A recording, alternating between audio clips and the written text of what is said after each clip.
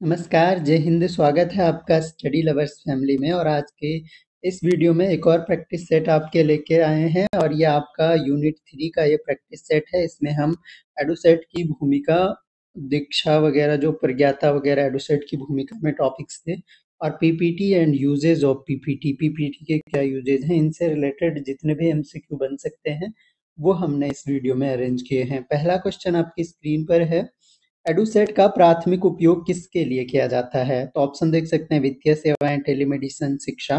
सही आंसर हो जाएगा शिक्षा, ऑप्शन नंबर सी। आपको अटेम्प्ट करते चलना है। 42 से 43 के अराउंड क्वेश्चन होंगे। कितने मार्क्स आप ला पाते हैं ये आपको कमेंट बॉक्स में बताना है। बाकी यूनिट 3 का थ्योरी सेक्शन हम ऑलरेडी पढ़ा चुके हैं, तो उसी से रिलेटेड ये एमसीक्यू हैं। जो टॉपिक्स पढ़ाए गए हैं ठीक उन्हीं से क्वेश्चन बनाए गए हैं। तो एडुसेट का किस संगठन ने लॉन्च किया था?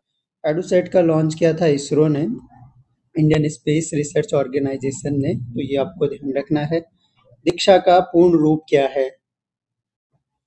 दीक्षा का पूर्ण रूप क्या है? तो दीक्षा का पूर्ण रूप हमें बताना है। दीक्षा जो पोर्टल है इसका फुल फॉर्म हमें बताना है। तो इसका फुल फॉर्म जो होता है, digital infrastructure for knowledge sharing. Option number A इसका करेक्ट आंसर हो जाएगा। निम्नलिखित में से कौन सा दीक्षा पोर्टल का एक फीचर है? दीक्षा पोर्टल का एक फीचर है, देखिए ऑनलाइन शॉपिंग नहीं है इसमें, वर्चुअल क्लासरूम इसका एक फीचर है। बैंकिंग सेवाएं, स्वास्थ्य सेवाएं ये नहीं है।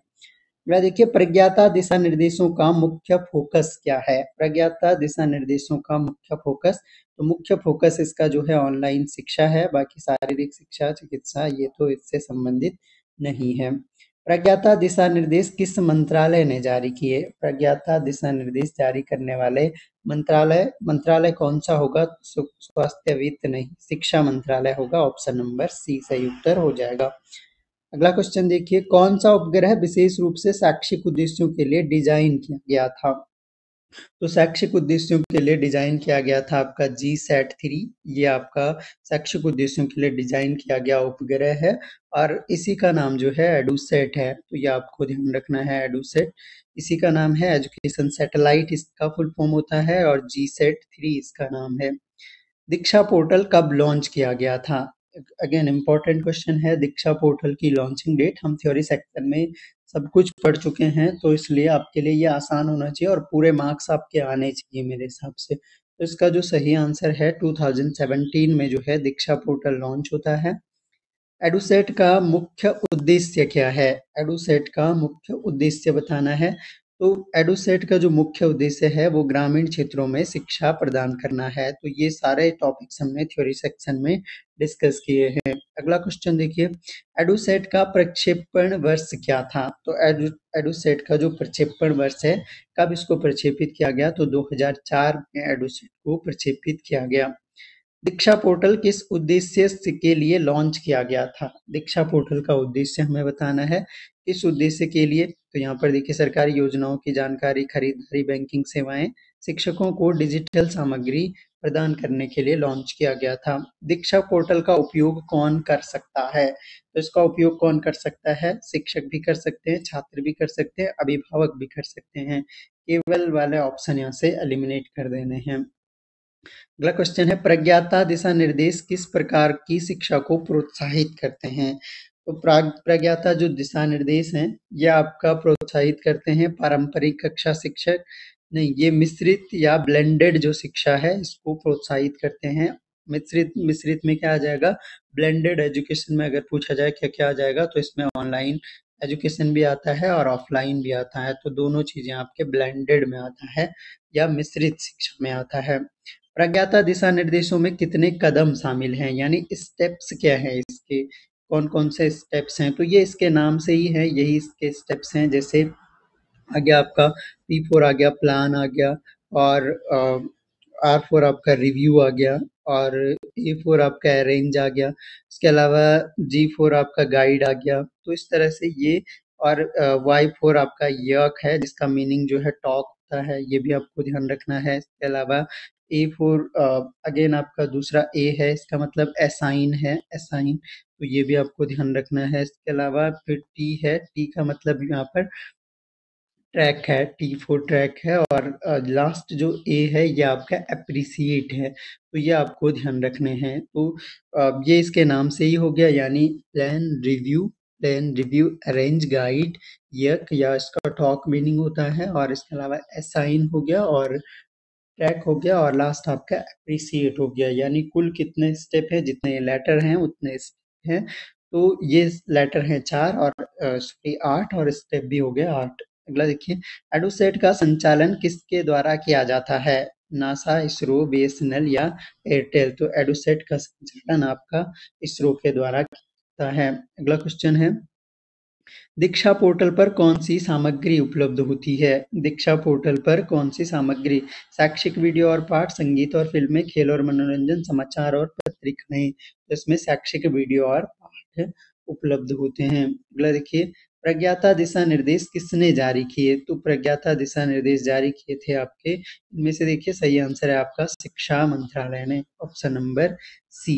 अगला क्वेश्चन देखिए, एडुसेट का पूरा नाम क्या है? तो ये मैं आपको ऑलरेडी बता चुका हूँ, एजुकेशन सैटेलाइट जो है एडुसेट का पूरा नाम है, यानी ऑप्शन नंबर आपका बी हो जाएगा।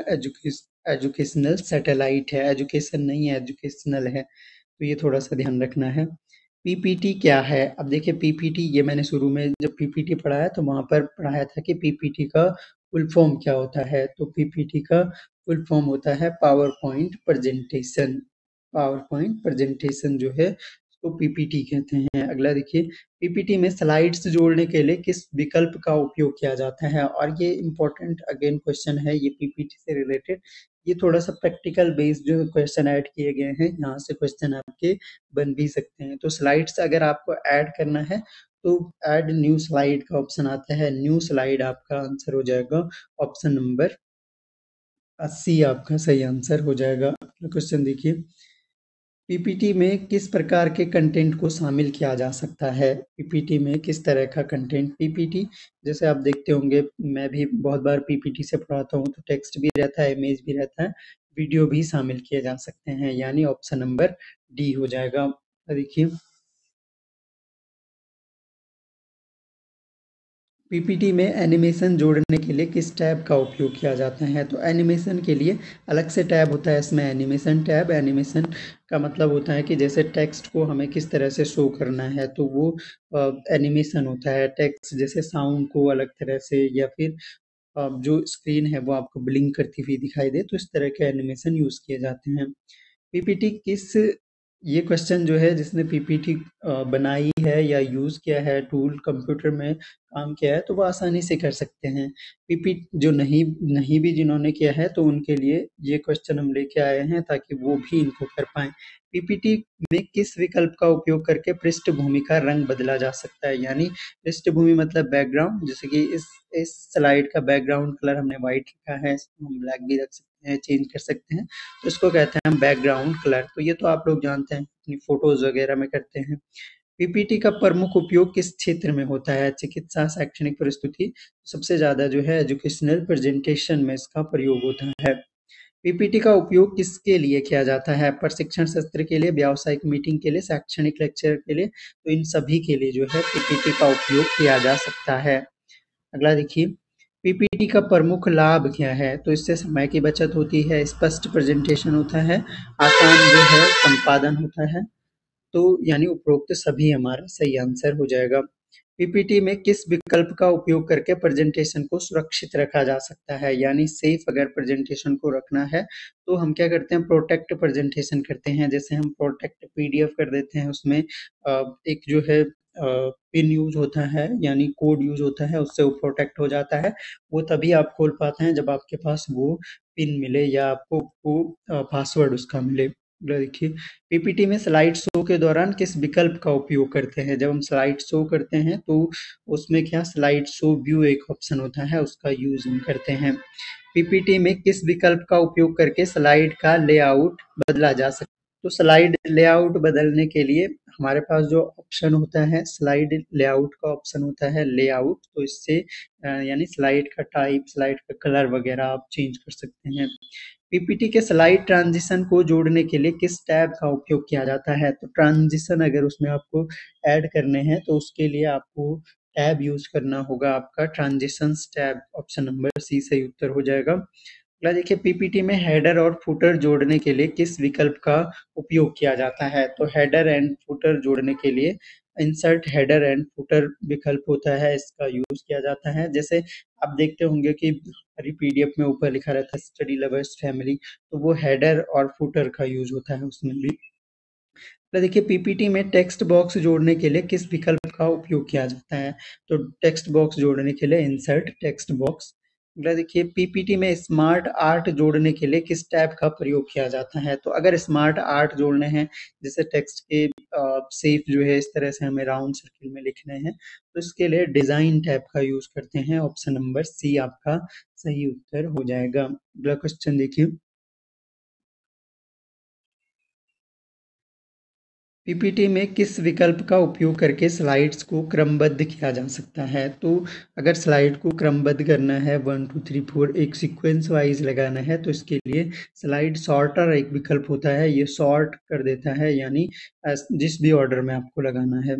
पीपीटी का उपयोग किस प्रकार की रिपोर्ट बनाने के लिए किया जा सकता है? तो इसके लिए एजुकेशनल रिपोर्ट्स, वित्तीय रिपोर्ट, विपणन रिपोर्ट, ये सभी प्रकार की रिपोर्ट्स बनाने के लिए यूज किया जा सकता है। पीपीटी का उपयोग प्रस्तुति के दौरान किस प्रकार की जानकारी दिखाने के लिए किया जा सकता है? तो इससे data charts, audio and video clips, text और इमेजेस सभी दिखाए जा सकते हैं।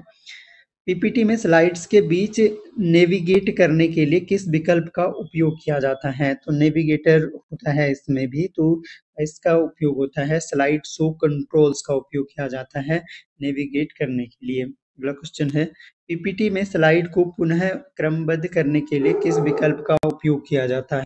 पुनः अगर क्रमबद्ध करना हो तो इसके लिए जो है आपका, अगर दोबारा आपको क्रम से लगाने हैं स्लाइड्स, तो आपको विकल्प यूज करना होगा फिर से स्लाइड सॉर्टर। अगला देखिए, पीपीटी में किस विकल्प का उपयोग करके प्रस्तुति को विभिन्न प्रारूपों में निर्यात किया जा सकता है, यानी एक्सपोर्ट किया जा सकता है?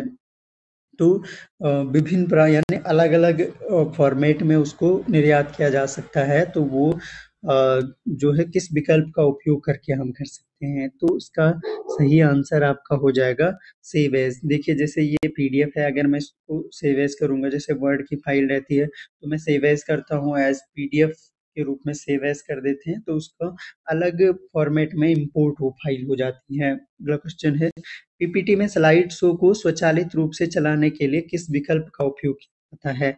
स्लाइड शो को स्वचालित रूप से, यानी स्वयं वो चले, सेल्फ जो एक तरह से वो अ, चलना शुरू हो, तो उसके लिए हम क्या करते हैं? तो उसके लिए ऑटो स्लाइड शो एक विकल्प होता है, तो ऑटोमेटिकली स्लाइड शो होने लग जाता है।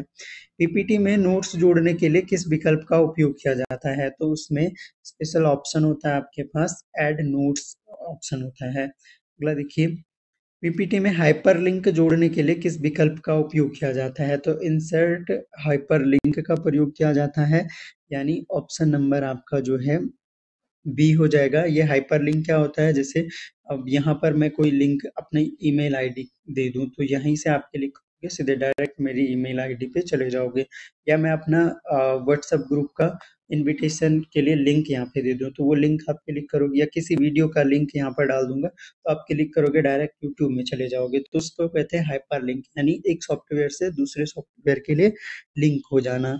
अगला क्वेश्चन है, पीपीटी में एनिमेशन पेन का उपयोग किस लिए किया जाता है? एक ऑप्शन है एनिमेशन पेन, और इसका उपयोग जो है, देखिए, इसको नया एनिमेशन जोड़ना है तो भी किया जाता है, एनिमेशन प्रभावों को मैनेज करना है कि कब कितने टाइम तक वो एनिमेशन रहे, वो भी किया जा सकता है, और एनिमेशन का पूर्वावलोकन भी किया जा सकता है, यानी ऑप्शन नंबर डी हमारा सही आंसर हो जाएगा। तो ये टोटल हमने 43 इंपॉर्टेंट एमसीक्यू डिस्कस किए, जो कि पीपीटी से रिलेटेड इस तरह के क्वेश्चन, और इसके अलावा एडोसेट से रिलेटेड जो क्वेश्चन बन सकते हैं, वो हमने डिस्कस किए। तो आई होप आपको वीडियो पसंद आया होगा। आपने कितने मार्क्स इसमें लाए वो कमेंट बॉक्स में ज़रूर बताएं।